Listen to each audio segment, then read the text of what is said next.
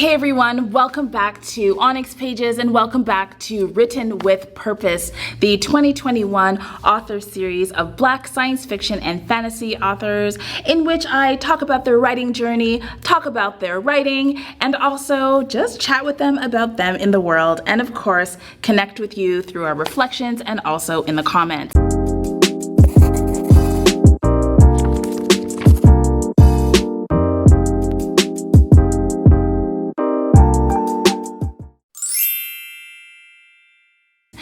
I am going to be talking to you about L L McKinney, who is the author of the Nightmareverse series of books.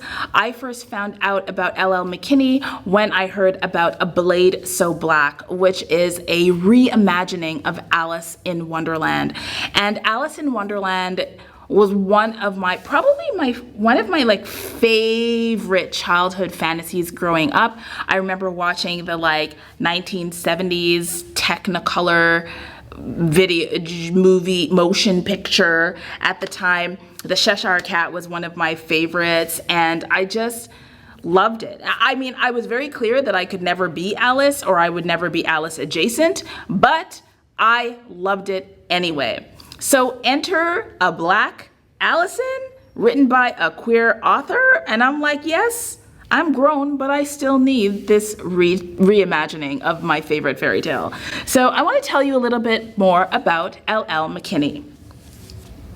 Named one of the Root's 100 most influential African Americans of 2020, Leatrice L. McKinney, writing as L L McKinney, is an advocate for equality and inclusion in publishing and the creator of the hashtags #PublishingPaidMe and #WhatWOC L's also a gamer, blurred, and adamant Hi Stan, living in Kansas City, spending her free time plagued by her cat, Sir Chester Fluffmeyer Boopsnoot Purrington Wigglebottom Florferson III Esquire, Baron O'Butterscotch, or #Sir Chester for short.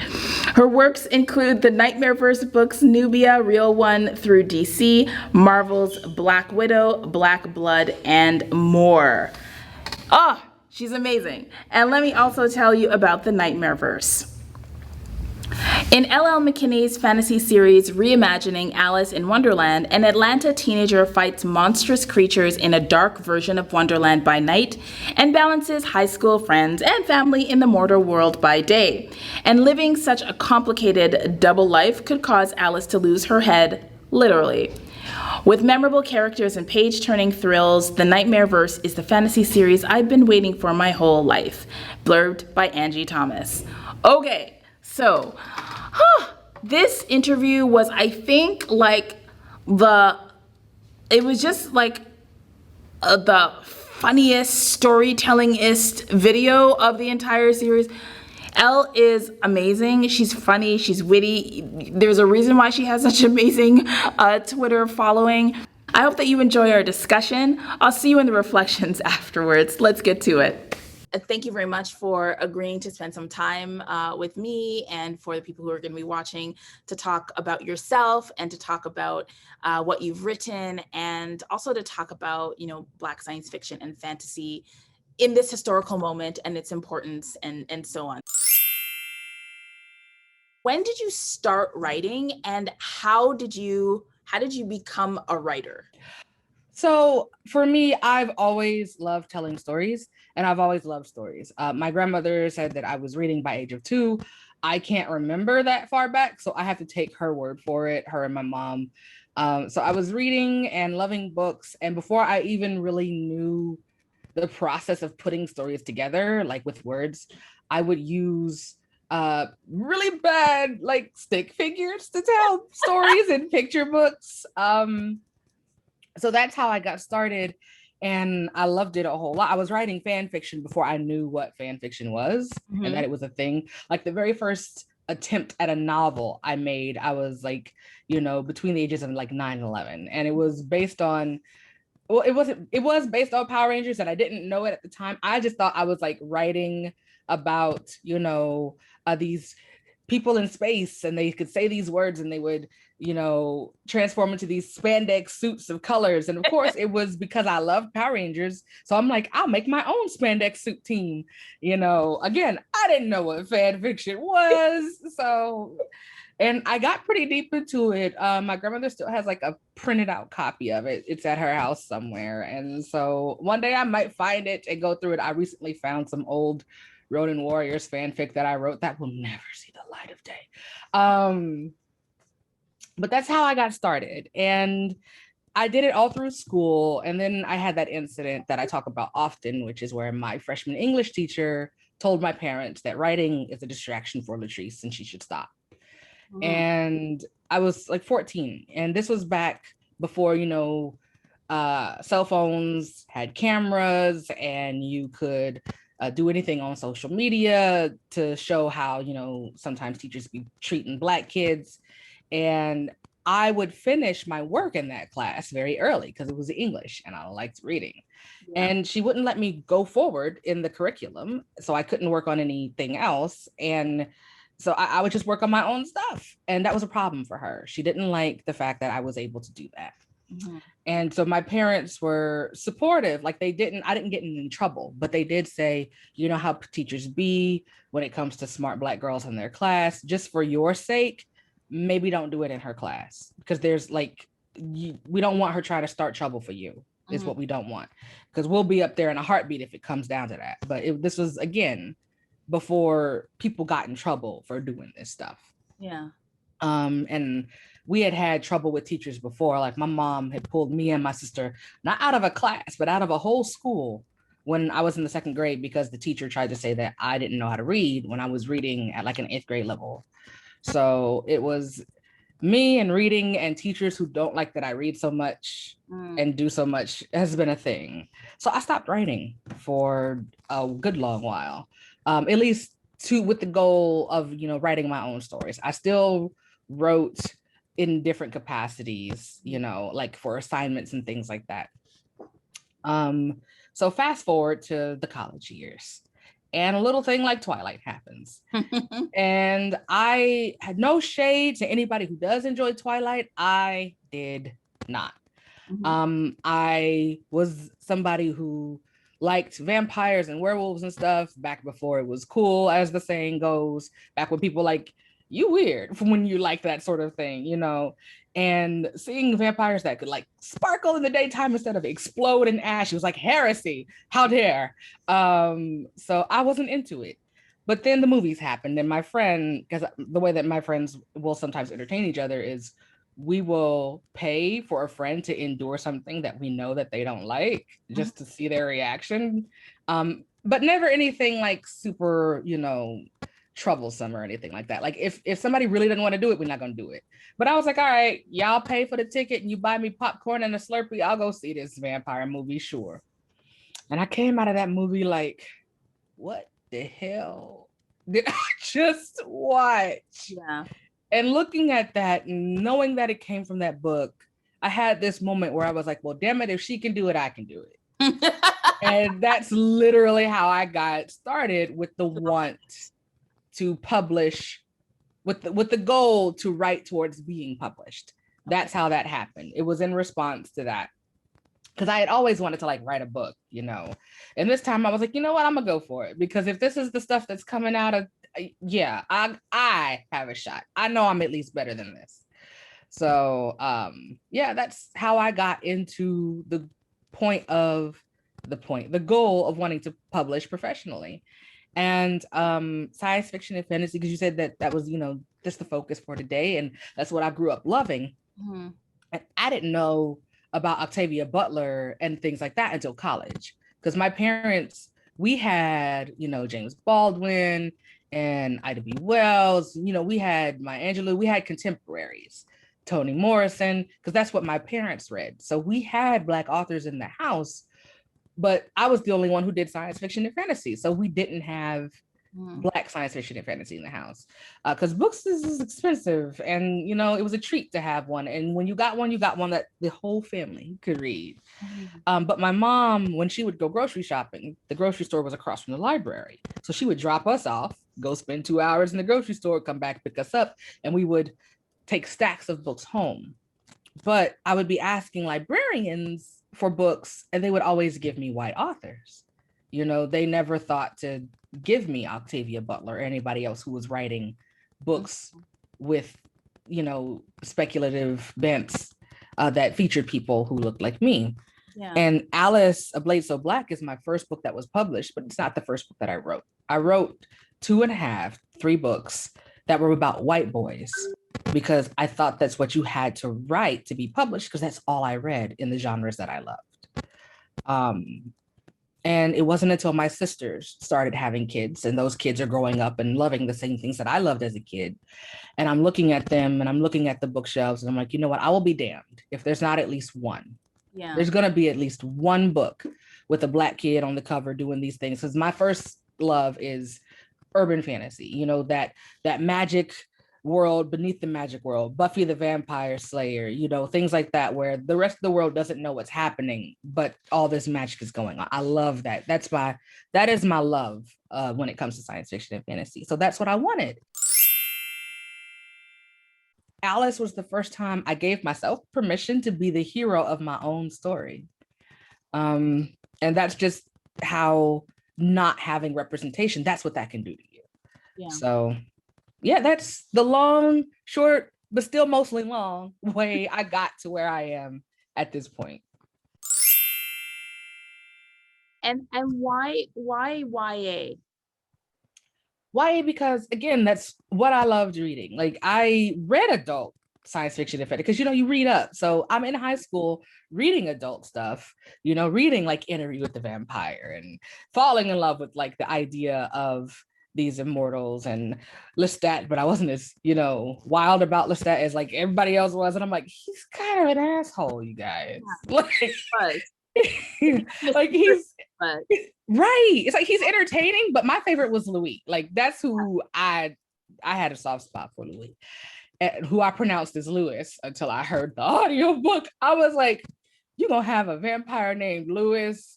No, like if your name is Lewis, it's got nothing to do, but there's just some names. It's like Ashley the vampire. No. All right, I guess. So YA is what I loved reading, because there was something about kids and teenagers being able to do these things. And this, I fell in love with it when I was a teenager, of course. Because it's like, this is stuff that, you know, adults would be like, nah, you're not about to be out here doing this or whatever, or, you know, try and take the control. But these kids are the ones doing it, and the adults are letting it happen. And it was just wild to me. And I got into the whole thing with YA because, I don't know, the world is just, there's so much possibility at that age. You're discovering not only who you are, but who you'll be in relation to the rest of everybody else. Because, you know, as a kid, you're solid in your persona and you don't really care about other people. I mean, kids give 0 fucks. They give nothing. They don't care. So that, I think that's when you're, you know, becoming you as a person, and how that person will interact with the wider global community. So I just, there's so much magic at that time that it's just ripe for the type of stories and emotional beats that you kind of want to tell. And while I do think that throughout our lives, people project their desires for us onto us, there is something about being a young adult that I think attracts more opinions about who we are turning into, because there's so much transition happening at that point, especially I think for femmes and girls. So I know that when I read, and we'll sort of talk about your writing now, but I remember when I was reading your Alice, when I was reading Allison's character and identifying with her, it really threw me back, because it's been a while since I've been her age. But it really took me back to a time when I was trying things on, right? I was trying on different ways of speaking, different ways of dressing, different ideologies, and it was okay. It was kind of expected that around that. I mean, it wasn't okay, but you know, out of all the different time periods in my life, it was the most flexible time period, right? It's easier to experiment with yourself at 18, 21 than, you know, later. So I want to focus. We are going to talk about Nubia because I obviously I have lots of feelings and thoughts and excitements about Nubia. But I do want to first talk about the Nightmare Verse because I'm really curious about the fact that your first published work, so not your first work, but your first published work is situated in Wonderland. And I loved portal fantasies as a child, and I also grew up with white fairy tales. And Alice in Wonderland was one of my favorite fairy tales as a child. So basically, the way that I found out about A Blade So Black was someone said, "Oh my God, there's a Black Alice in Wonderland," and I was like, "Where? Who wrote it? Where is it? Right? How do I get it? Is it out? Who's that?" Right? That was literally what happened. And then I just needed to get it and to read it. And I loved both of the books. I can't wait for the third one to come out. But it was wonderful for me because I love fairy tales. But why did you start there? Why with a fairy tale? And why with that particular fairy tale? Because Alice is hella white. So she is. It's so well, okay. So I wanted to do Alice in Wonderland because that's my favorite of the classic fairy tales. And I think that was mostly because, you know, you grow up hearing the story of like Cinderella and Snow White. And if you grew up during a certain time or you were a kid at any point during the Disney Renaissance, that's the one that comes to mind a lot when you're thinking of it. So even when, you know, we were like getting Princess Jasmine and stuff, I still didn't see myself. So as much as I enjoyed the Disney princesses, I felt a step removed from the Disney princesses. But whereas with Alice, she's not a princess. So I don't have that extra barrier there. Yeah. So it's not only I'm not the main character, but now it's I'm not the main character, but I don't also have to worry about being told I'm also not princess material, right? Right. And Alice is, you know, I was that kid who also loved like maybe this room is gonna open up into like a fantastic like Narnia type situation. Yeah. I'm looking for like doors that are carved and hidden in trees or in the sides of big rocks or something like that. You know, old houses. I'm like, that is probably haunted, but there could be a portal, but I'm not gonna risk it. But still in the back of my mind, it's like that could lead somewhere, you know? So that's why I loved the idea of falling down the rabbit hole. And in Wonderland, literally anything was possible. Literally, like animals are wearing waistcoats and telling time and yelling at you for being late. They're playing like what's it's not polo, is it? The game that they play with the hedgehogs and the croquet, that's it. Yeah. They're playing croquet with animals. And the flowers, you know, got sass, and there's like this hookah smoking caterpillar, like anything is possible.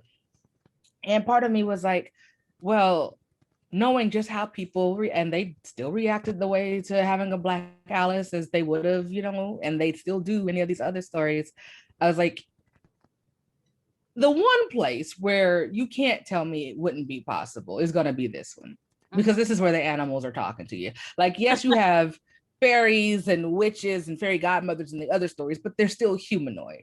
So you're not going to be able to convince me that you can have this talking rabbit, but a Black girl can't be running around. It's just not possible. So I love Wonderland, and that's why I decided to go with that one. And that's the one where I felt it was most possible to connect it to the real world, because it didn't have fantastical elements that were steeped in the world itself. Wonderland is a world apart. So Alice leaves the real world, meaning it's still there, even in like the original. Yeah. And then she goes and all the magic happens over here. So that's I wanted to still, again, stick to my love of urban fantasy.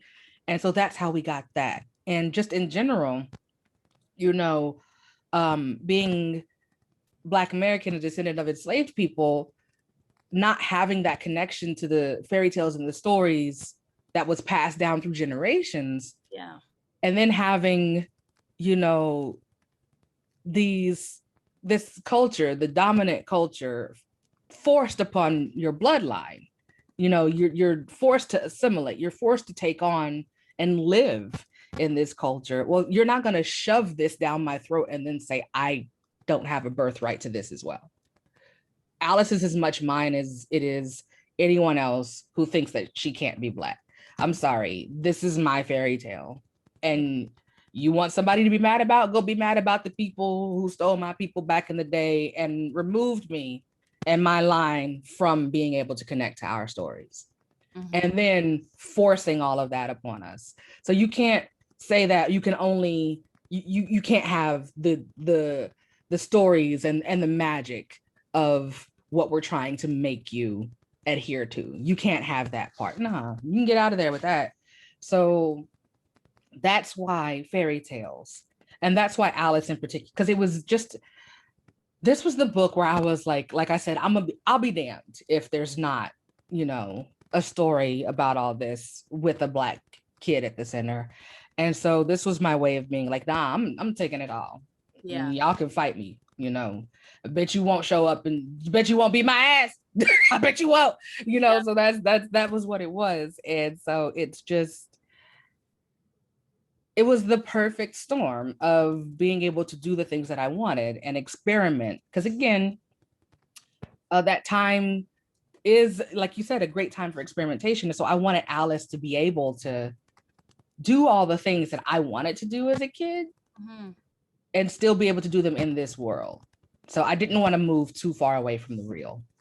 So this is how we got Wonderland in Atlanta. I'm curious about like how, what does the project of world building look like when you're building a world that, you know, the structure and the way that the world works has already been established? Like, how do you draw the line between innovation and loyalty? For me, I didn't want to do, that's why when they were first like marketing the book, it was always, oh, it's a Wonderland retelling. And I was like, yeah, it's not though, because it doesn't follow the plot beats. People aren't going to be able to map the original onto this in any way when it comes to plot. And that's why I like saying that it's a reimagining instead of a retelling. And because what I do is I borrow the idea of Wonderland. I borrow the idea of these characters and then I make them my own. So I start with the foundation of the real world and then figure out ways to attach this fantastical world to it. How is Wonderland actually bound to the real world to make it a place as opposed to a dream? Yeah, you know, or an acid trip, whatever it is that was happening with this little girl back in the day.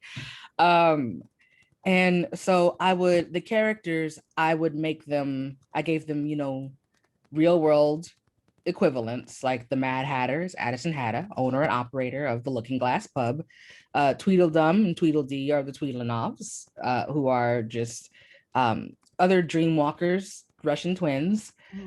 I took pieces of the world and infused it with mine.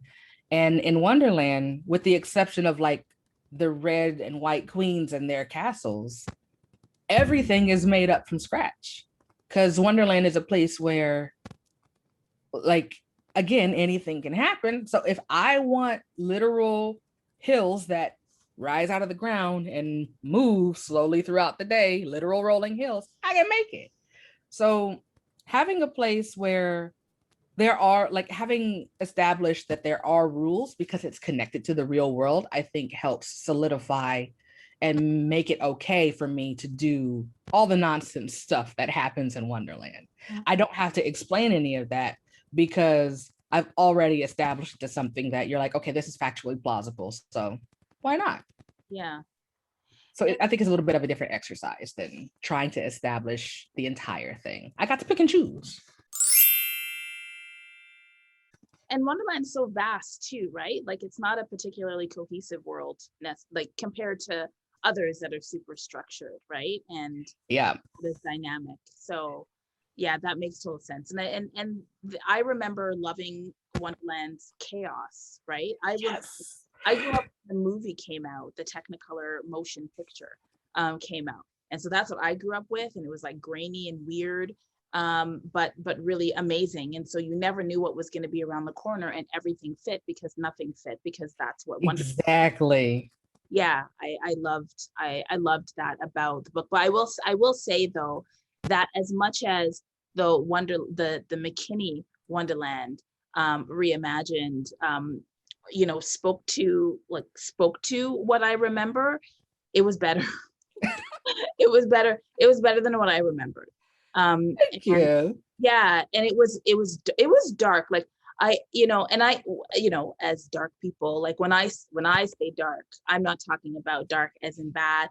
I'm talking about dark as in you spent more time in the shadow than I remember the Alice in Wonderland, the actual classic fairy tale, taking us to. Like there's a lot more violence, there's a lot more you know, hatred that she had to deal with. There's a lot more fear. You beautifully dealt with grief in both of the books, more so I think in the second.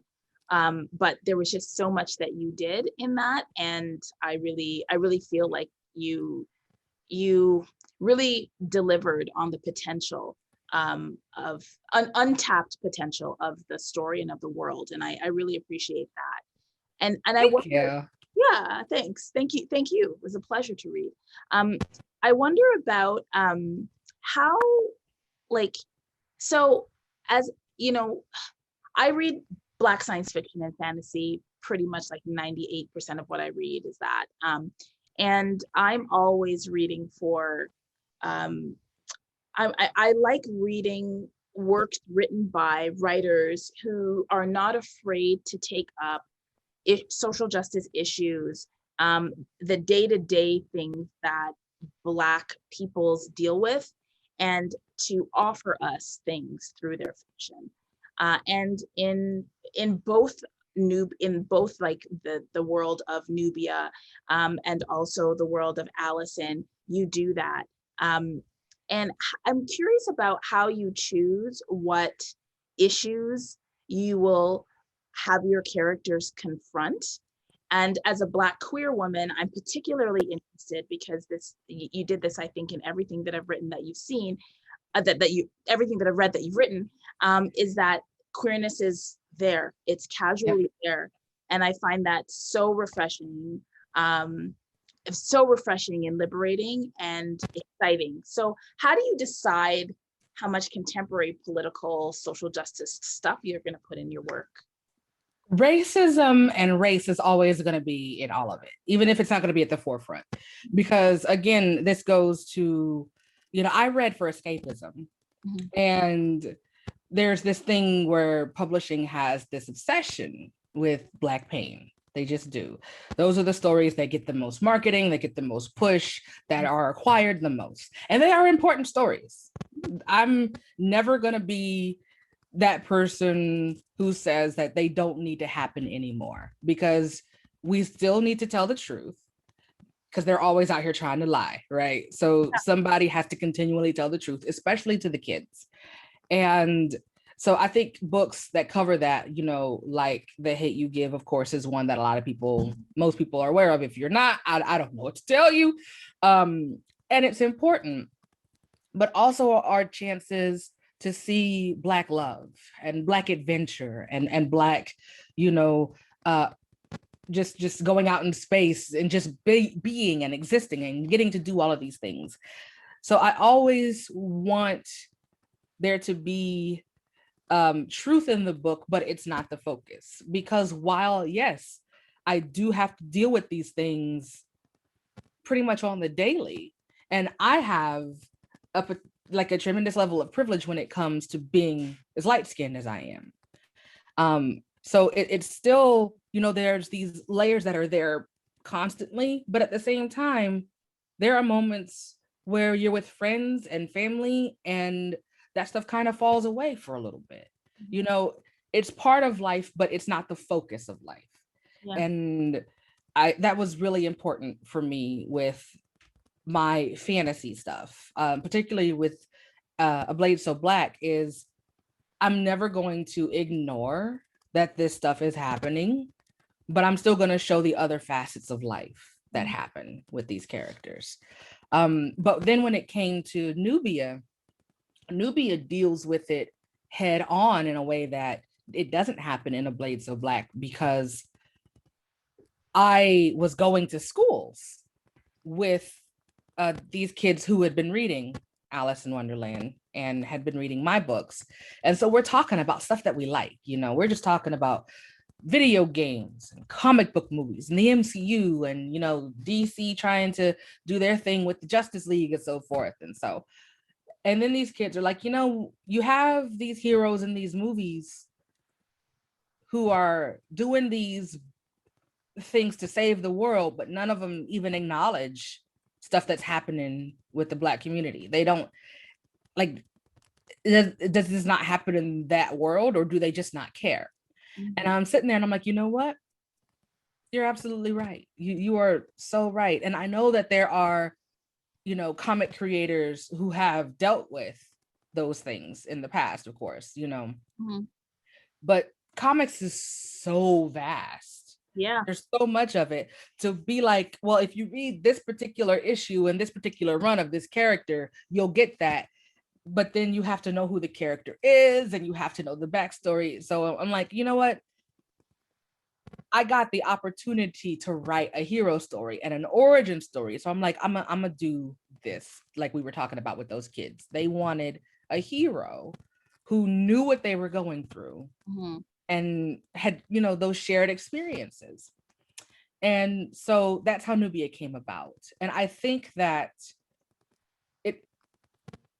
if it hadn't been Nubia, I probably wouldn't have tackled the issues that are in that book the way that I did, because it was like the perfect storm of opportunity. I had this talk with those kids. I was given this opportunity to sort of reinvent this character with her own origin story. And I wanted to talk about how, you know, if you have these powers, it's not going to be the same for you as it's going to be for, it's just not. We can sit and try and act like it's not going to matter, but it would. And then you have people who are like, you think that superheroes are worried about racist cops when, you know, Thanos could show up. And I'm like, said by somebody who's never really had to worry about racist cops. Honestly, at any day, a meteor could fall or somebody could set off a nuke. Anything could happen at a world-ending level at any point. And yes, I'm still worried about racist cops. So that's how Nubia came to be. And it's just, I make the decision because I never want to sacrifice story and character in order to prove a point or make a point, you know, because these are real people that these things happen to. I'm a real person, you know, and I've experienced these things. Other people that I know and love are real and have experienced these things. So it's never, the characters always come first. The characters always come first and their lives are already established and these things are happening to them. So that's kind of how I decided with Nubia to include more than I've included with anything else. Yeah. I don't think there will ever be a story that I write where stuff that I've had to deal with is not going to be in the book. And I've had to deal with, you know, also being a Black queer woman. Those are my experiences. And I put pieces of myself in the stories every time, whether or not you intentionally do it, you're going to put yourself in the book. So that's how I decide is when it comes to the science fiction and fantasy, because there are already people writing stories about racism and about sexism and misogynoir and, you know, various phobias and isms. I want to stay focused on the other stories that encompass our lives, but I'm always going to acknowledge the truth. Nubia is the one exception to my rule, because it's just, I was like, when else am I going to get the chance to tell an actual superhero like established in the canon story. I'm gonna use this chance to do this. So that's how I've made the decisions. And how does that chance come about? Like, how do you end up writing for DC? Like, how does that just happen? It literally, honestly, there was Michelle Wells was an exec at DC who had read my work, who had read A Blade So Black and some short stories that I had come out. And she was a fan. I did not know this at the time. So I'm on Twitter hollering, because that's what I do. And I was in love with the TV show Young Justice. Mm-hmm. And so I just tweeted that I want to write for Young Justice. I had no idea in what capacity I was talking about, TV show, comics. I just knew I loved those characters. I wanted to be part of that somehow. And so Michelle favorites the tweet and then DMs me and is like, let's talk. So I got like that. That's literally how it happened. I got an email and she laid out, hey, we're going to set this phone call up so we can tell you about this new line of young adult and kids graphic novels that we're trying to get started.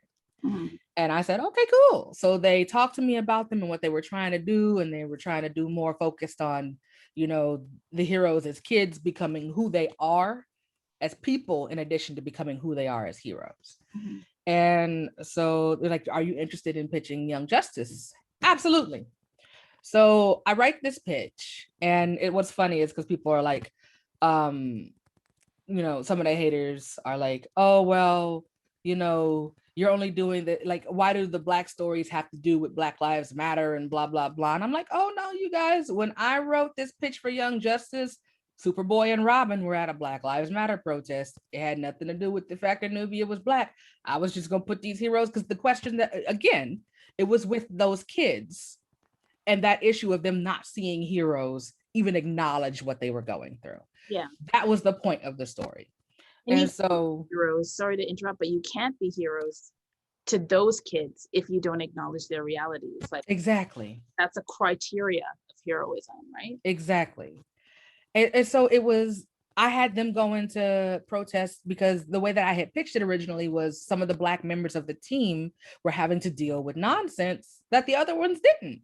Because again, I fully believe that if tomorrow all the X-Men lost their powers, Storm's still going to have to deal with some bullshit.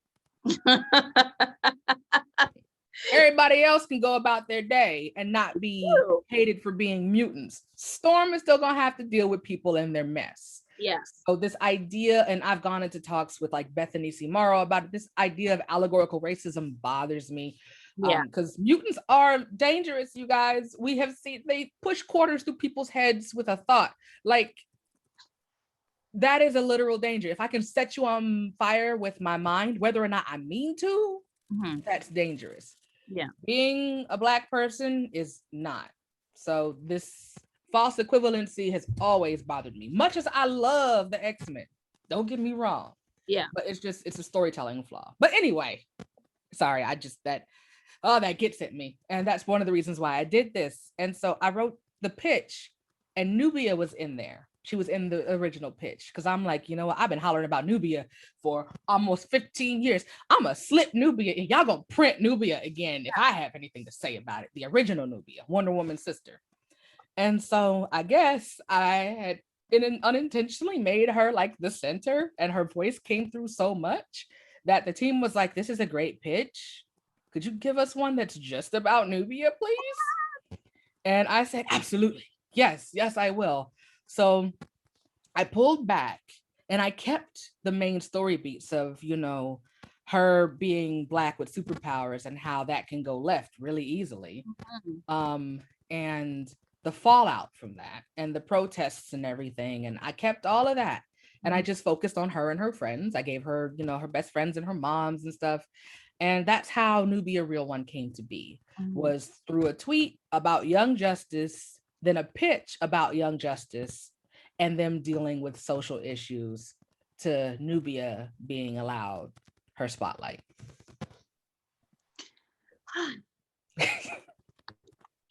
Thank you for being so bold on Twitter. Because look what happens. Yeah, it's it's been pretty amazing to see people who, I was like, I didn't know that you read my, because it's still dry. Like I'm like, people are honestly reading the stuff that I willingly reading it, and it still gets, because that imposter syndrome like creeps up on you sometime. And so to find out that somebody who had this pull at this company was a fan and was like, yeah, I want you to write the story. It was just, it's still to this day, I think about it and I'm just like, that was a blessing, wholly and fully. So let me ask you something about stereotypes, tropes, and cliches. Because when you're writing for, I mean, no matter what comic, I don't even know what you call them. I call them comic conglomerates, but no matter what world you're writing for, you know, these folks have been putting out comics for decades and decades and decades and decades and decades. And when I was coming up, the comics that were around at that time were all of the characters were white, and if they weren't white, they were blue or green. And so there wasn't really a lot there. And even if I had been into comics at the time, and even if I had done my research, I wouldn't have found many. And so this is the legacy that, you know, DC, Marvel, and all of the other worlds, right, have to, that's not going to change. And I sometimes cringe when I see Black writers writing for very established comic conglomerates like that. And we've seen that, right? We've seen an incursion into Sandman. We've seen that in Marvel. We've seen that in DC through your work. We've seen the Green Lantern that looks like Janelle Monáe. Like we were seeing all of this all over the place, Shuri and all of this, right? And these excellent writers like yourselves who are taking hold of these stories and expanding them and all of that. In that, I can't imagine a scenario where you wouldn't have to think about not reintroducing stereotypes and you know, not creating Black female characters that'll be damaging, right? Because the only thing that's worse to not seeing yourself is to seeing a horrible caricature of yourself, and then that caricature of yourself being spread because it's got a huge marketing machine behind it. And without naming any names, because we don't do that here, I've seen it done wrong, right? So how did you avoid those pitfalls? Because I will just, if I can just love on you for a second, I will say that you got Octavia right, and you got her right. And I feel like from her confusion and frustration, from her like having like I need to talk. Let me pause. I'm not gonna ask yet because I need to just praise you. Okay, that's what we're doing right now. So just sit back, relax, get a drink. So the first thing is, I loved her family. I loved her moms. I loved how you wrote her moms. I love that they cared about each other. I love that they cared about her.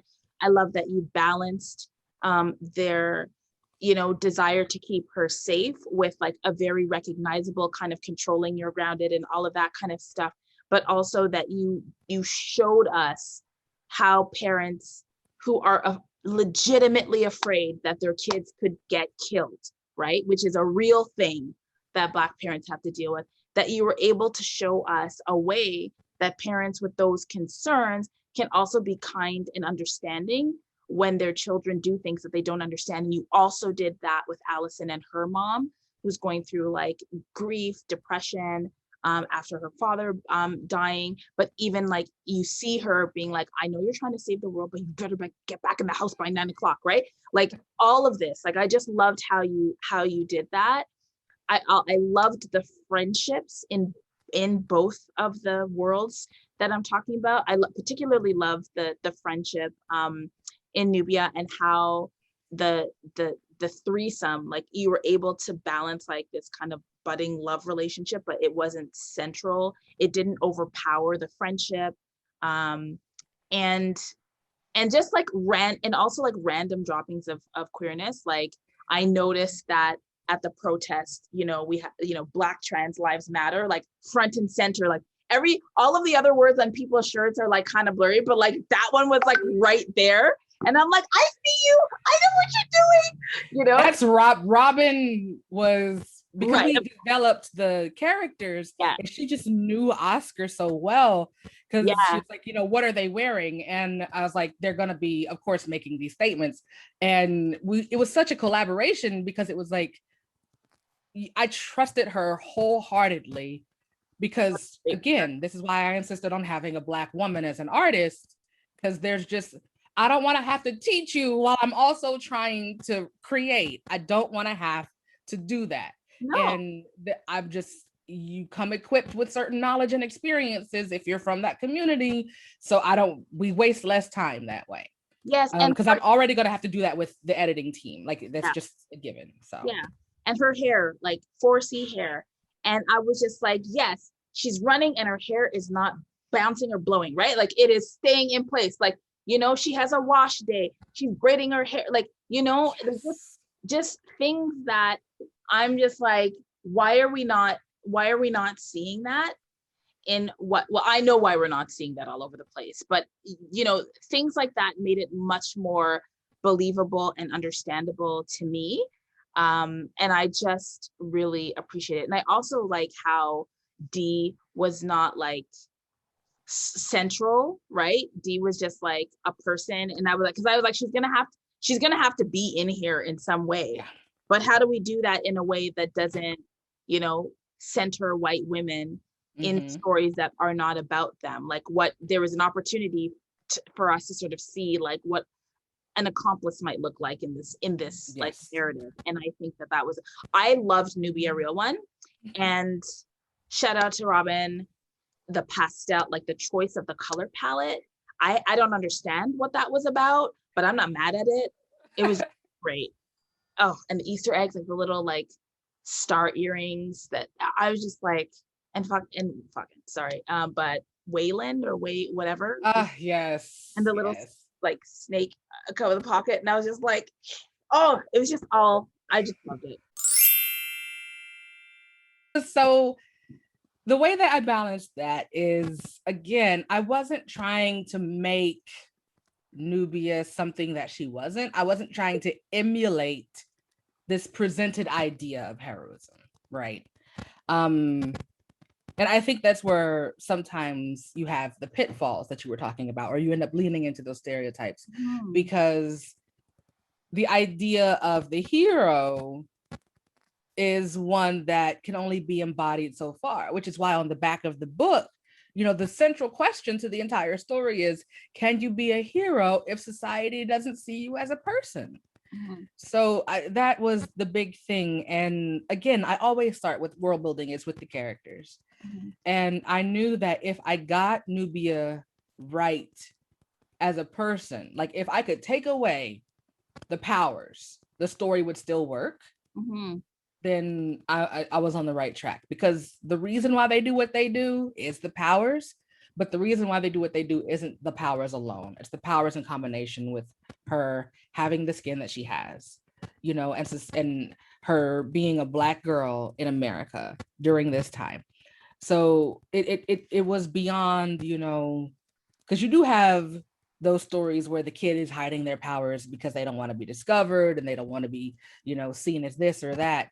And I was like, well, the feelings behind those fears, with like you were talking about with the parents, are legitimate outside of the realm of superherodom. Yeah, for sure. So my focus was on telling that story, and the superhero stuff just kind of gets sprinkled in.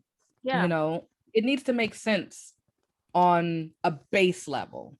And for me. any superhero story will require you to deal with the police and will require you to deal with the military, because superheroes were always either seen as an extension to the military or to the police, or helpers to the military or to the police.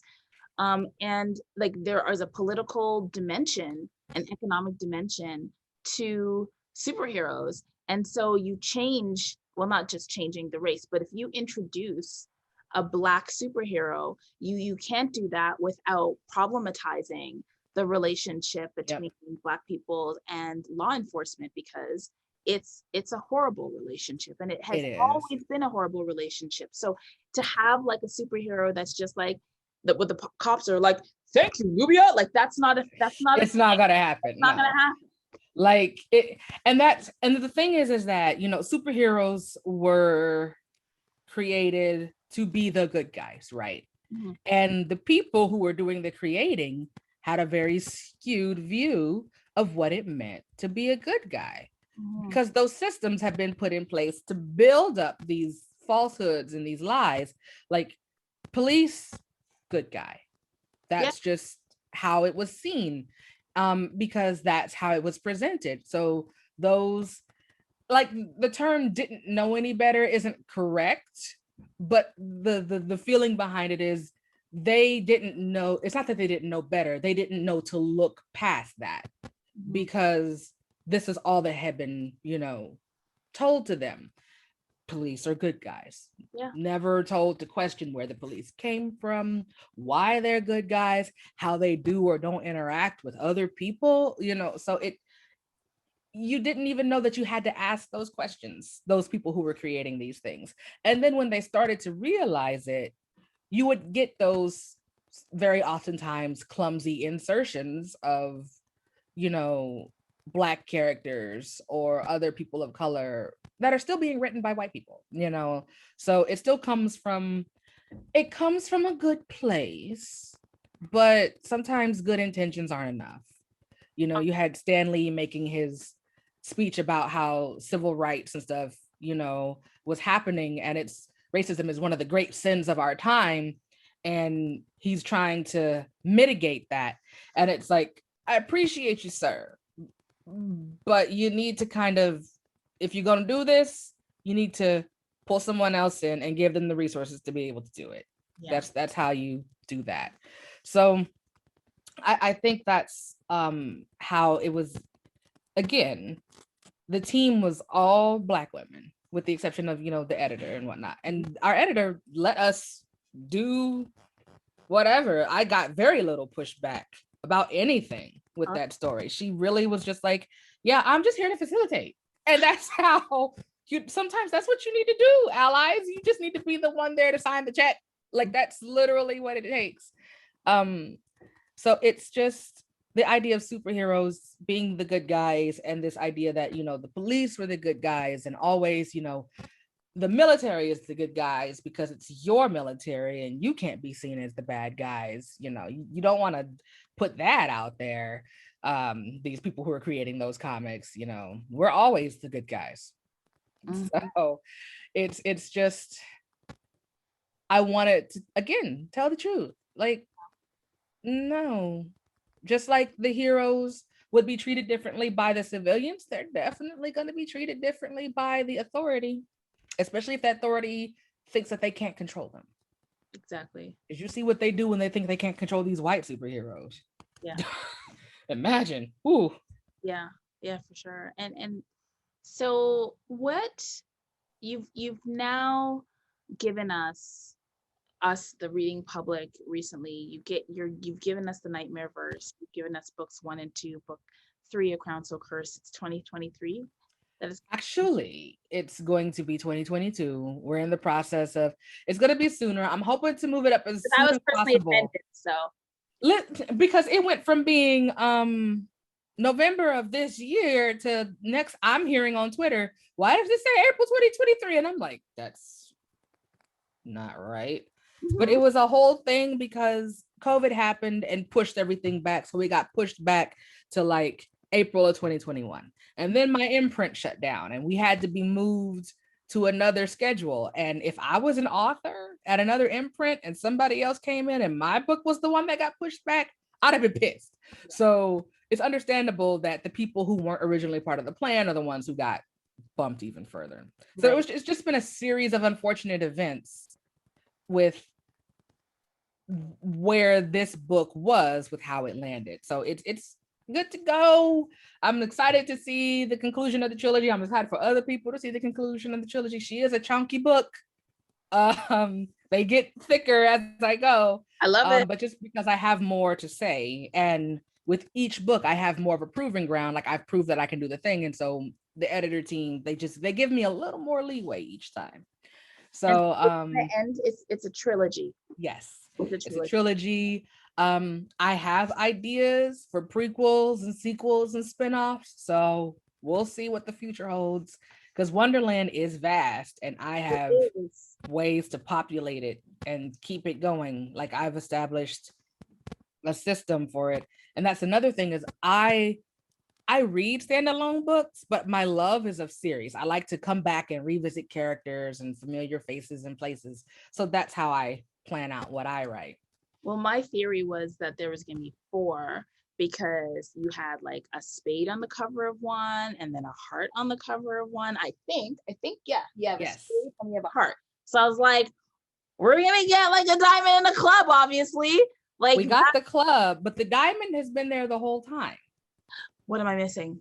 On both covers. And then on the third one, in the background, it's a set of diamonds. Oh, yes. The diamond has been there the whole time. Oh, that was a magical moment. I had planned out 4 books, but then you get into edits and you're like, oh, I'm repeating myself. So it came down to 3, and 3 is kind of the magical number when it comes to these things, right? Yeah. And so they're like, how are we gonna, because if we start the suits of cards, people are gonna be mad if it's incomplete. And I was like, I would be mad if it's incomplete, and it's mine. So that's it. Like, they were just, my covers are, I have one of the best cover sets in the game. I'm just, you do. It is what it is. And the team really got behind me. And I had a woman of color. She's from the she's Filipina. I don't know why that was so hard to get out. My brain was trying to say 80 million things. And she was in my corner from day one with wanting to make Alice central in everything. Because I had watered down Alice's Blackness during the querying process and the submission process, because I was getting those rejections of I can't connect to the character and blah, blah, blah. And I was like, okay. So I saved the original, I set it to the side, and I made adjustments to the one that I sent out. And I was like, what I'm gonna do is I'm gonna query this one and we're gonna submit this one. And when they buy it, I'm gonna give them that one. Y'all gonna get it. I'm gonna switch it up on, I'm gonna give you a bait. Y'all been baiting and switching us for forever and a day. I'm gonna bait and switch y'all. Y'all gonna get this watered down version, and the one you're gonna have to put out is the one where everything gets put back in. Right. And so she knew how important it was for me to have her on the cover, and how important the covers were gonna be. And so they went in on this set of covers. They had a weapons person there telling her how to stand, how to shift her weight to hold her things. And it was great. I definitely saw, because I was a Buffy fan, and I definitely saw like that kind of like, you know, stylish young woman, urban, with weapons, right? I definitely saw that. And I remember when I used to watch Buffy, I was mad. I didn't, I'll just say that I wish we had a different Buffy experience, but I loved everything around that. And I'm glad that now I can picture her, like now I have her, right? And so she can be the baseline for that, and we don't need to have any comparators anymore. So because I remember when it was marketed, that's, people were making that connection, right? Yep, it was Buffy meets Alice in Wonderland. And the original pitch that I had, and it has lasted clear from, this book has been 10 years in the making. So back when Inception through now, is what if Buffy fell down the rabbit hole instead of Alice? Yeah. And it's true to this day. Because again, that's the type of urban fantasy that I love. Yeah. And I was so happy to be able to, because I liked Buffy for what it was. It had its issues. And then Kendra shows up and I'm like, that's it. That's it right there. For like 2 seconds though. Yeah, I was so upset with that. And then when we saw how Spike got his iconic leather jacket, and you're like, this, y'all really. So all the Black Slayers die and stay dead, but y'all bring the White Slayers back. Okay. I mean, I knew, but still, even though you know, when it happens, you're like, y'all some. So that's why it's like, yeah, no, I'm gonna do everything that show upset me with, and I'm gonna stick this Black girl right in the center of it. And thank you for doing that. So as we get to the twilight of our conversation, no pun intended, sorry for that reference. But in the dictionary sense, as we get there, what how available are you? Because as you know, I'm a booktuber. We are avid readers. We are avid community members. The Black booktube community is very vibrant, very active. And often we reach out to writers to support their work, to find out what's coming up next, and to encourage people to read. But some of us are also writers as well on AuthorTube. And so for those who are writers or readers who want to get in touch with you and learn a little bit more about L in the world, what kind of you are a Blurred, we all know this. Yes. So where have you found what tell us about the Blurred community that you're a part of, and then what are your boundaries around people who might want to connect with you around your writing or just Black SFF or Blurreddom in general? So my boundaries are the same pretty much across the board because I've been part of online fandom since its inception. So I'm always down to participate in fandom and fan things. There are, times where if I go to do a Comic-Con thing, I'm there for the panels, but you're gonna see me walking the floor because I want to go look at the things, right? So if people want to reach out to chat or to talk about anything, of course, I'm predominantly onto it. I'm on there much less now than I have been in the past, just because your girl is busy lately. But Twitter is at L on Words. It's L like the magazine, so ELLE on Words. And I try and reply and interact with and have conversations about fan things on there as often as possible because that's where I can mostly do it. Because I am still violently introverted. And if you're wanting to talk here about books or anything, the website L L McKinney is great there's a contact form there. There are also emails for the publicity team and just to email where my assistant can pick it up and be like, hey, somebody wants to do this. And I do have folks who look at the emails before they get to me, just because again, I'm in these spaces. And just existing in these spaces is enough to make people upset enough to send out hateful messages. Yep. So, but I love, I was on a podcast to talk about my book, of course, but also because I'm a Moonie. I love Sailor Moon. So if you have a podcast about Spider-Man, I haven't written Spider-Man yet. I'll put that out in the universe. He's my favorite hero. Listen, amplifying. Listen, I'm here for it. But if you want to talk about, the fact that I'm a fan with something and tie in the book somehow, we can do that. We can just talk about fan stuff. And it's I'm very clear if a boundary is ever crossed. Right. But the way that my boundaries are set up is that I'm very casual when it comes to interacting with people on a fandom basis. Because I am a fan first. I was a fan of Nubia before I wrote her, which is why I loved her so much. I was a fan of Alice in Wonderland before I wrote that. So I'm always a fan first and foremost. When it comes to the work, we can talk stuff out about that. But if you just want to geek out, if I have the time, odds are I'll probably be able to do that on a more casual level than I would anything else, just because it's I want to talk to somebody about the stuff. Because the community, most of the community that I participate with when it comes to Blurreddom is online. Yeah. And I think that's the case with a lot of folks, is we found each other when the internet opened up and we were able to, because you were kind of, you know, those groups weren't really kind to Black nerds and women who were nerds. And now if you were Black and femme, then that was a double whammy against you, you know. And those groups just traditionally aren't the best for us.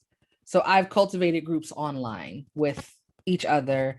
Black Girl Gamers is another group that I love. They're great because I am also an avid gamer. But I like to dip in and out of fandoms just because that's kind of how I grew up doing it.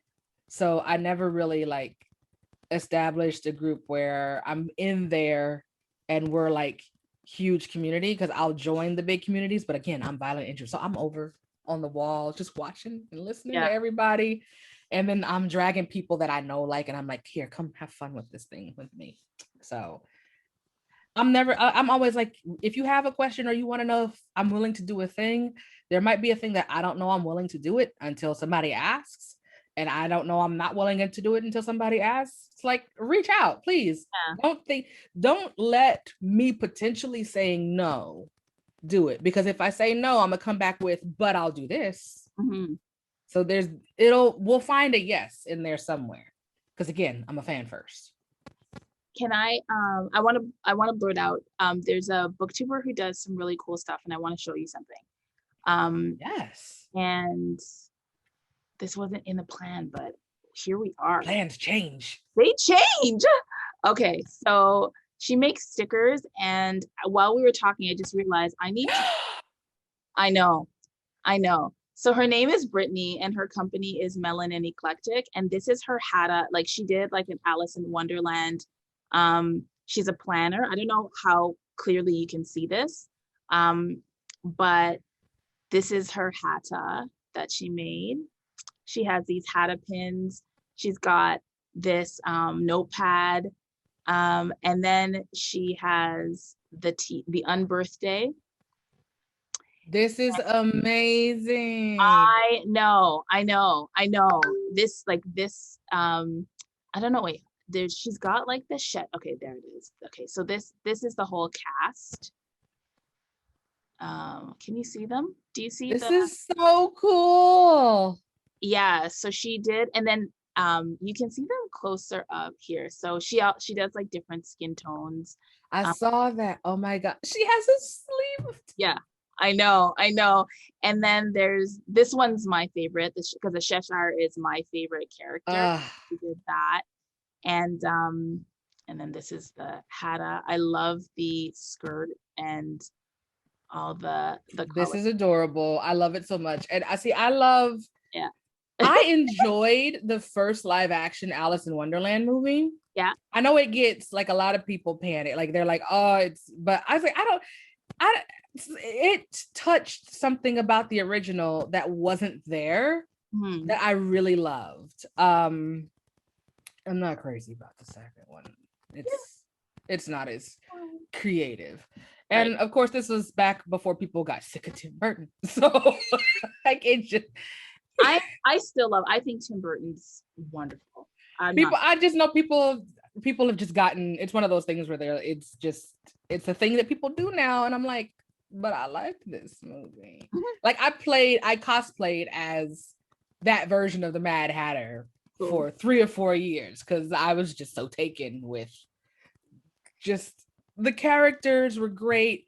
And as like, because that announcement is what spurred me to write this one, because I was like, live action Wonderland, Alice in Wonderland, does that mean Wonderland is a real place? And that, like, a light bulb went off, and I'm like, this might be worth exploring. So I'm writing that, and it was great. I really like that. And I love getting stickers for planners that I will never put in my planner, because I haven't used one since 2019, because there was nothing to plan last year. I bought a planner and it just sat there empty. So yeah, maybe I'll buy one for next year when we might be able to get back to schedule and stuff. That was the coolest thing though. Yeah, I got a package, so I'm trying. I use a reading, like she made this reading journal, and of course I actually do use a reading journal because that's how I keep track of things. So like I put everything in here. Oh, Yeah, so I'm after our interview, I'm actually gonna put. I didn't do my May one yet, but like I love Black mermaids. This is all of her stuff, and so I just wanted to share that with you because I think she's amazing. And we were talking about the Nightmare Verse, and I was like, oh my gosh, you need to know about Melanin Eclectic, who's also a booktuber. So I am very grateful. My wallet, however, is not, because this is about to be a problem. Well, it's fine. So I want to thank you so much. Thank you for, again, like chatting with me. Thanks for being so awesome. Thank you for A Blade So Black, and for A Dream So Dark, and A Crown So Cursed, and for Nubia Real One, and for all the things that are going to be coming up in the future. I'm just so excited, and I hope that we can continue talking as more things come out, and as you go into different ventures. I'm waiting for, I can't wait for your Spider-Man. I'm just so excited for everything that you're going to be doing. So thank you so much. Thank you for having me, and I would love to be back. Hey everyone, I hope that you enjoyed my discussion with Elle. Isn't she amazing? I love what she had to say about, like, if all the X-Men lost their powers, the Black X-Men would still have to deal with shit. Like, just the reality of Black students asking Elle, how come these superheroes don't actually have to deal with like the real world evils that we have in our lives, and the reality of fantasy not being accessible, heroism not being accessible, and the importance of that. I just loved that. I loved her talking about Nubia in context and why Nubia had to be in context, her approaches to queerness in the story. I love her discussion of the reimagining that Alice is ours. Alice can be mine. Wonderland can be my place to be powerful. It was such an empowering discussion, and I'm not 12 anymore. So yeah, so good. I hope that you enjoyed the discussion, and I'd love to hear your general reflections below. Make sure though that if you want to be entered into the draw to win one of Melanin Let's try that again. If you want to be entered into the draw to win one of Melanin Eclectic's 2022 planners, you have to do 4 things. Say it with me. Like this video, subscribe to this channel, share this video, and then enter into the comments your response to the prompt in this deck of cards. The deck is getting smaller because I don't want to repeat them. This deck is the Harvest of Survival, an affirmation deck inspired by Octavia Butler, and I'll have a link to where you can get it in the description below. Got it from the Homegirl box. This is a quote by Octavia E. Butler from Parable of the Sower. Drowning people sometimes die fighting their rescuers. Drowning people sometimes die fighting their rescuers.